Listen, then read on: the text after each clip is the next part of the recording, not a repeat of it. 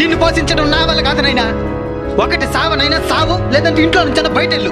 ఒంట్లో ఓపిక లేదు, సూపు సరిగ్గా కనపడడం లేదు, బయటికి తెరవేసే ఎట్ట బతికేతనైనా. బతకపోతే సావు.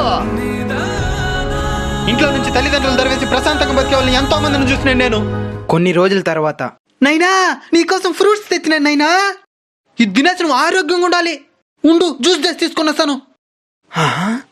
తాత మొన్నటిదాకా సావమంట ఉన్నాడు, ఇప్పుడేమి ఇంత ప్రేమ చూపిస్తున్నాడా? ఈ రోజు నాకు పెన్షన్ వచ్చే తేదీనైనా.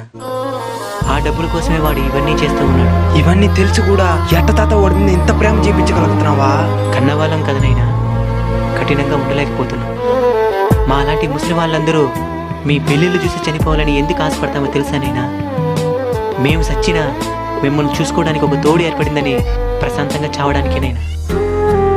తల్లిదండ్రుల్ని బతుకున్నప్పుడే బాగా చూసుకోండినైనా. చనిపోయిన తర్వాత చూసుకోవాలనుకున్నా మా ఫోటో ఉంటుంది కానీ మేముండం.